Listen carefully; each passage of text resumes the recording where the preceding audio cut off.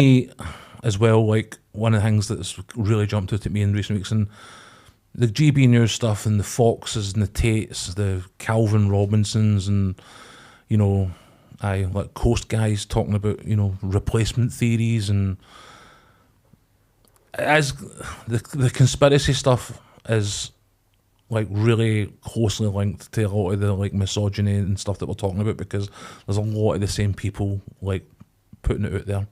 Your Russell Brands and stuff like that. Like, this is something that is also now becoming like frighteningly mainstream for me. We've joked in the past about the QAnon stuff and all the various aliens and everything that we've talked about over the years when it comes to like conspiracy theories and what we think about them, what parts we do and don't agree with, and what we understand and don't understand about them. Like, but it's always been quite fringe for me. Like, these are things that we speak about because we see them on like social media, or we happen to be following a YouTube channel or whatever it is. Like, we're now like looking at news channels like GB News that I've got talking heads on 24/7, like the Coast guy and Fox and whoever else, that they're like mainstream platforming these really sort of horrific sort of conspiracy theories. And now, I think just like this week, like last few days, like I don't know if you've been following any of the Tory party conference. Like, I mean, that's like fucking the conspiracy party conference. You know what I mean? Like, what has went on in the last sort of 4 or 5 days in Manchester is so unhinged and detached from reality, and is feeding directly. I mean, GB News has been out there lauded by Patel, who's talking about how they're fighting the good fight and putting out this great content that is like enriching, and you're like, what? You know what I mean? Like, and it's because they're fucked it to an extent that they have nothing else apart from the culture war. Yep. You know what I mean? Like, but that party conference in the last few days, I mean, we're seeing like the actual deliberate mainstreaming of conspiracy in British politics, and it's been coming for a while, clearly, but like, I don't know, 15-minute cities. Now, this is one of these ones that's become a real like right-wing kind of hot button in recent years. First of all, like, I don't understand what a 15-minute city is, so it's probably basically good like, to like get that out the road. It's basically, we want you to be able to live somewhere that all of the amenities that you require for life, like a GP surgery, like a school for your kids, and so on and so forth, are within 15 minutes of your house. Right. So that you don't have to send your kids to a school at the other end of the city because that school's got better grades, or you don't have to oversubscribe at a GP that's not in your local area because that's the closest one to you, and dental surgeries and whatever else. This is about you don't want. What are we at the moment? Are we at like 30 minutes? I don't know. Like, I don't know. I'm probably less than a 15-minute city because I can do all those things within A 10 block. minutes. A block. Exactly right. So these are things that already exist, but it's about then people will use less cars. Right. People will rely more on public transport and maybe use cycles, and it'll be more environmental friendly.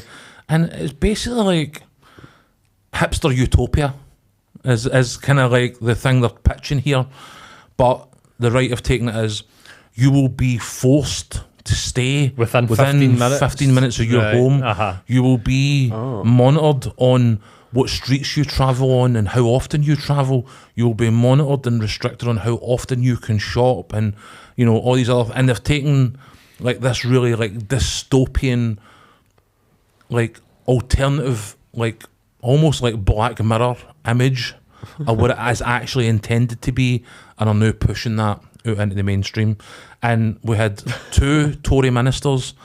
One actually referenced in his like conference speech that, you know, we'll fight against these 15-minute cities because we believe in, you know, your liberty and your blah, blah, blah, blah, and it's just like fucking straw man bullshit. This is coming from the party that have made it impossible to get a doctor's appointment.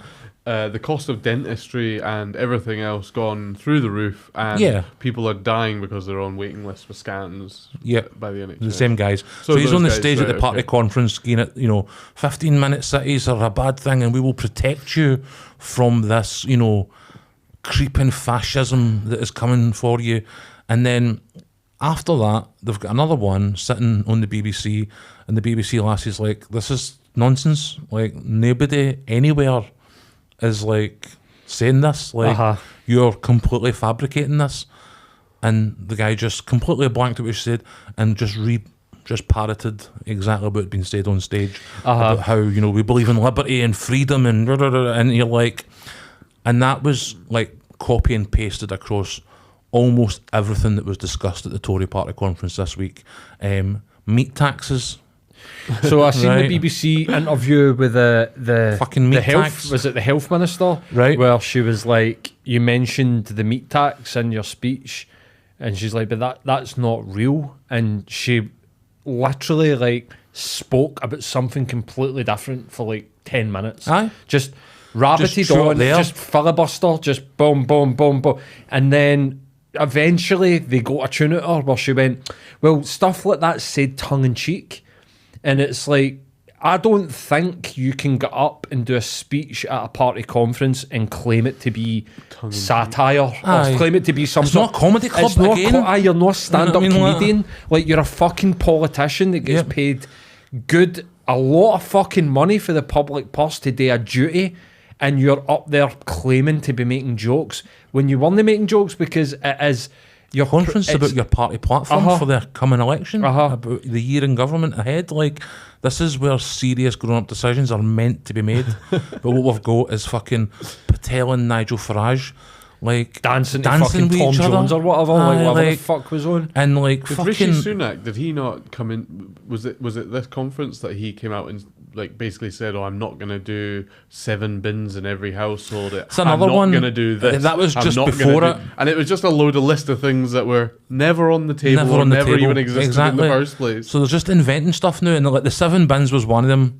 Like the meat tax, these were all things. These were all just made up policies that they're trying to basically say that the Labour Party are going to bring in, so that they can go, well, we're against that.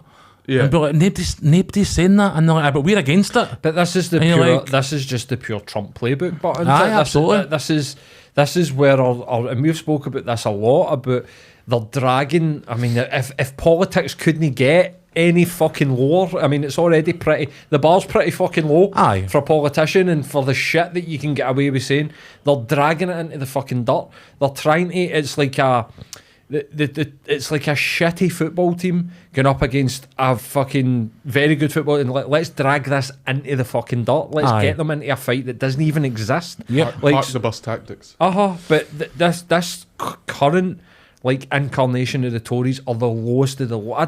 I mean, how do they get lower than Boris? Like, they've managed to fucking. But there's guys like Boris and Cummings that have looked at America and went, well, they have muddied the conversation over there to the extent with these conspiracy theories that nobody has got a clue what is going on anywhere. I seen one of the Scottish journalists, Neil Mackay, the day, and he was sitting talking on Twitter, and he made the most like cutting direct point on this, is that we have spent 4 days talking about meat taxes in 15-minute cities, and the one thing in those 4 days that never got a single mention is the single biggest issue that the country is facing just now, and it's the cost of living. Cost of living crisis. And you're like, not one word was mentioned about how they're going to fix it. So this upcoming election, this is a snapshot.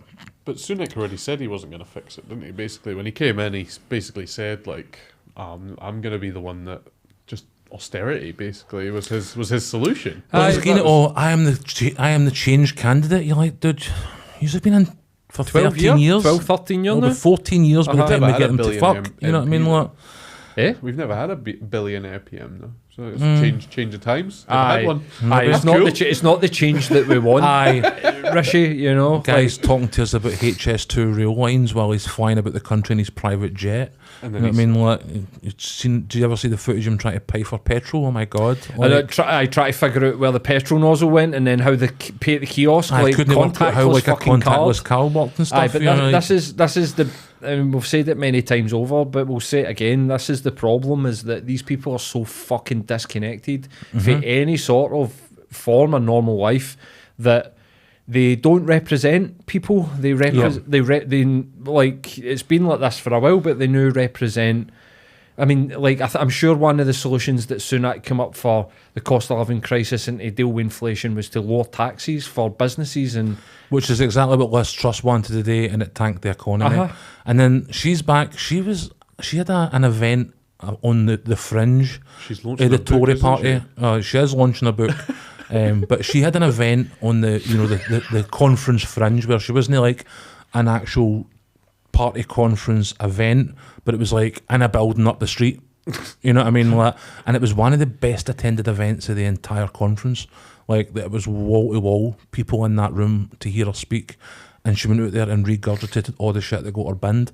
And you know, she's actually talking about running when Sunak loses the election. So the next time when they're out of power as the opposition, she is now gearing up to basically run again for leader of the Conservative Party. Mate, she came away from the conference and they were saying that there's a block of up to 60 MPs who are ready to vote with her to try and basically make Sunak's life difficult because of how fragile his majority is. I mean, like 60 MPs voting against him is going to cause havoc.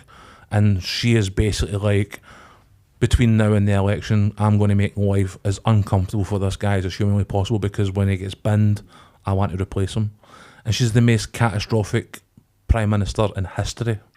And there's like people that are like, oh, I know, maybe she wasn't that bad. You know what I mean? Like, but all beside the point. Apparently her book is batshit crazy as well. Yeah, like, comes up with like economic strategies that are like straight from like the 40s playbooks. This is. I think I don't know if I mentioned it on an episode of Rebel City, or I was talking to somebody else about it. She's wrote a book about economics. She tanked the economy. Like, their economic plan literally seen the end of the shortest fucking reign I think ever. Aye, is. And you're like, days. And now she's got a book deal to talk about economics. She did her mini budget with Querting or whatever his name is, and overnight the UK economy lost £85 billion. Like, and she's releasing a book about economics. But this is a problem. This is the level of gaslighting that is going on now. This is what they've got: zero qualifications, zero idea of what will work. You know, they'll just go, you know, look back to Thatcher. You know, this is literally like where we're at. You know what I mean? And like, they just. It's crazy. There's literal insanity happening. But I think for the next year, we, like, as a population, really need to like strap in, because that conference and just nonsense, like just straight up made up lies, and looking people straight in the face, telling a lie, and being like, even when they're getting called out to their face that that's a lie, they just double down on it. Now, as the election gets closer, that's all they've got left. There's nothing. They've been in power 13 years, and there is not a single thing they can point to that they've improved. Actually say, well, look, at least we did X. Not only is this, so HS2, this high-speed rail, right? You know, is it an accident that he waited till he was in Manchester to announce that it wasn't coming to Manchester? No, it wasn't. Because that's a political calculation that he made that was going to deflect away from cost of living and all the other just daily scandals that they find themselves, that we touched on in recent weeks. Like, you know, these are deliberate choices. That's the guy is happy to look like an idiot because he is not an idiot. And like, you know, HS2 was originally meant to cost 30 to 35 billion pounds. It is now, as a result of the pandemic and, you know, resources being scarcer and more expensive, shot up to like 70 billion pounds, right? And it's not even going to get completed. It's not even going to get completed. It's not even going to go to the places that it's going to go to. And not only is it not going to go to the places that it's going to go to, he's also going to sell the land back that they didn't use. So there are business owners. I seen a guy, I think was in the Metro today, and he was like, my land was basically taken.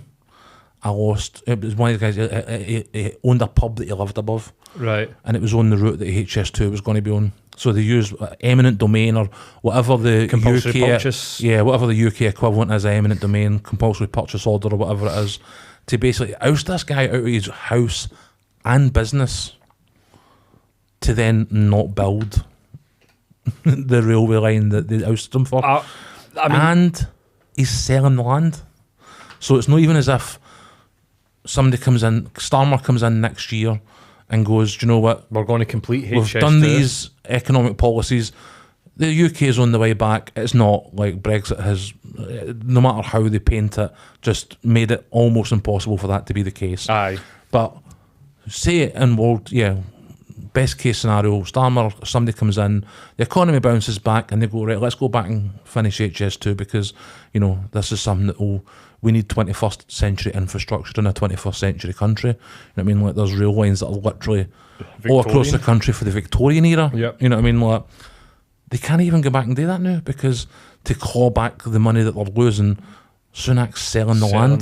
So he's actually like cutting off the possibility down the line. I thought what you were going to say, like my head went to, I thought you were going to say there's a business guy out there that sold his land to the Tories for like 30 million quid and he's buying it back for like 4.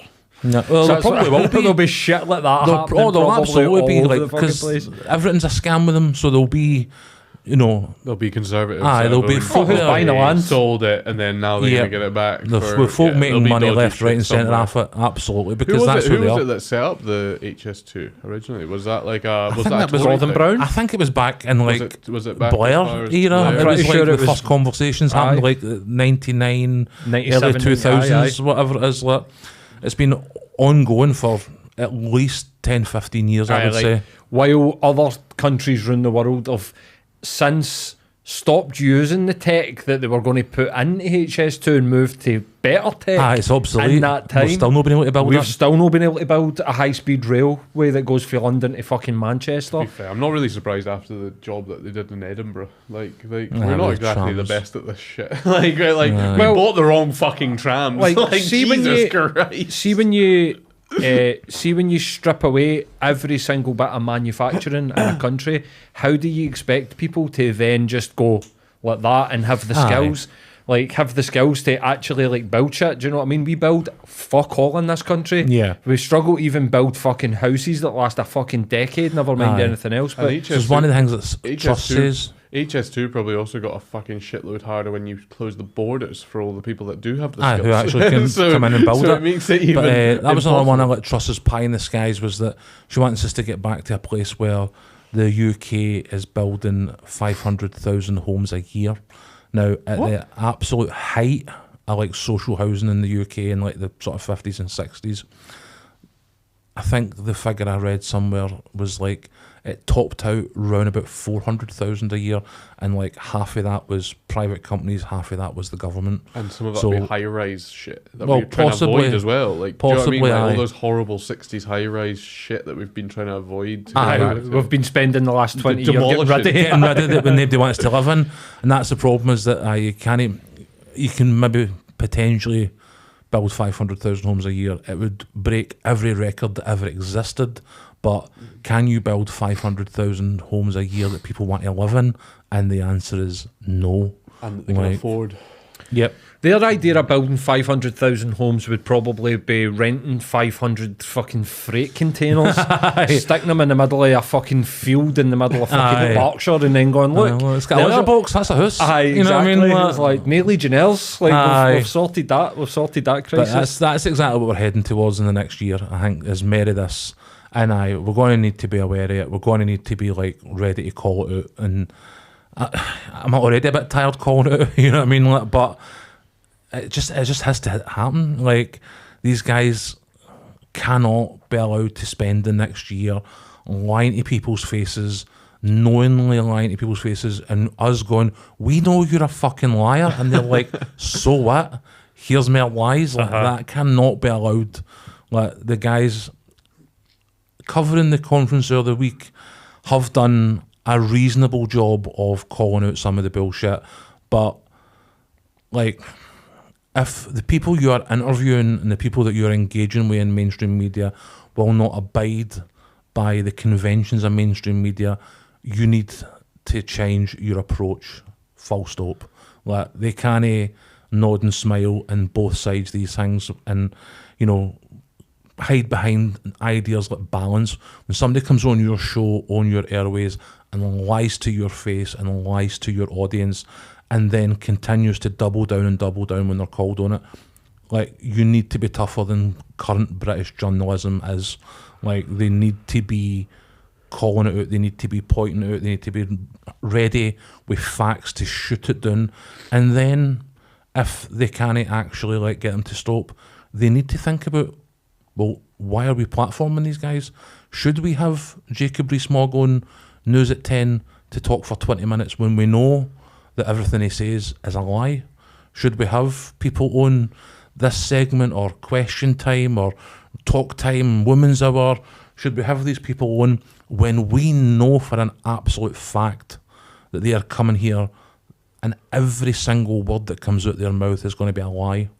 Why invite them? Why platform them? Why promote that idea? Because some government spin doctor went, today here are the 5 topics we're speaking about, and they go away and they put their panels together and then they speak about those 5 subjects because that's what the government has told them we're talking about this week.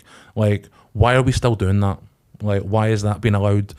Why is Downing Street and the press and spin doctors dictating, you know, the direction of content when we know now more than ever, more than any time in history, that what they're coming to peddle is propaganda. It's a load of shite. It's propaganda. You know what I mean? It's culture war bullshit. And like, the press need and the media need to get a grip of it, because Trump did it. They didn't have a fucking clue how to deal with him. And they report his, even to this day, they report his shit verbatim. Like this week, Trump had his fraud case, which was already decided last week partially, that, you know, he'd committed fraud, tax fraud. It's a civil case. He's lost his companies, he's lost his brand, can't trade in New York, so on and so forth. He went to the trial for the first 2 days just so that he could have like impromptu press conferences at the front of the court in between sessions where he was going to, the judge is this and, you know, so-and-so is that and blah, blah, blah. The case should be thrown out. Yep. Now, one of the things he said was that there was a dispute about the statute of limitations and that the judge actually reversed his decision, and it basically meant that 80% of the case had now been thrown out. Now, that was complete bullshit. Complete lie. Total and utter lie. But the right-wing nutters, the Brands and the Tates and the Charlie Kirks and the whoever else that it happens to be, went out, amplified it straight away, and then we had the mainstream media outlets unquestioningly just regurgitating it to the point where the next morning they went into court and the judge went, so that's not true and here's why it's not true. And I had to actually go in and clarify his own ruling in court, because Trump had stepped 2 feet outside the front door of the court, told a pack of lies, and the press just reported it. And you're like, you've learned nothing for 2016. Like, you cannot just blindly platform this guy because he is a political candidate. You need to be able. The press have forgotten how to be journalists. That's what I'm saying. They have learned something for 2016. Donald Trump gets clicks. Donald Trump gets ad revenue. Donald Trump keeps this industry alive. Like, the mainstream, like, tabloid newspapers are dying on their fucking hoop because nobody's engaging with it anymore, and they know what's going to get clicks. They know, and so this is we spoke about this other issue many times. Too many people nowadays, I think, you know, attention spans, technology, mobile phones, people read headlines and then regurgitate it as truth. They don't look at the fucking context. They don't look at the content of the article. They just look at the headlines, and to get the clicks, these news outlets just fire the headline of... See, at the same time, one of the things they ignored about what Trump did this week outside a court was that the judge's clerk, they found a picture of her with a senior Democratic senator, a guy called Schumer, who used to be, he was like fucking leader of the House or some shit, right? But he was a very senior Democratic senator, one of these boogeyman figures like Pelosi that they like to like poke fun at. this judge's clerk, this last had a picture with Chuck Schumer for whenever, years ago. Trump put out a tweet saying, this trial is unfair because the judge's clerk is Schumer's girlfriend. And then posted a link to her Instagram page on the actual. I seen that. On the actual tweet. I did that on Truth now, Social or whatever. Media went nowhere near that. So they're out reporting his lies about rulings and such, completely ignoring what actually went on in the courtroom that they were in. But yet, when he's out there actually doxing people and like threatening their lives in like public, standing on the steps of a court, they've got nothing to say about it. And that's where we need to like get better. And this is what the UK guys need to learn a lesson about, because they can't let Patel come on or Suella Braverman and do, you know, Enoch Powell impersonations and just let it go. You know what I mean? Like, and fucking all sorts of shit. Some of the stuff that was said, not just the conspiracy stuff, but just the outright lies about migrants and the impact that they have on our economy and our country. Like, so bad. They can't just be allowed to just, oh, well, this is, we will report what they say. Like, no, you have got a duty to also challenge. Yeah. But we know that the media sources, like we know that the BBC, we know that like there are certain media outlets that are completely politically aligned. Like that's not new. That's not 2016. That's long standing. Like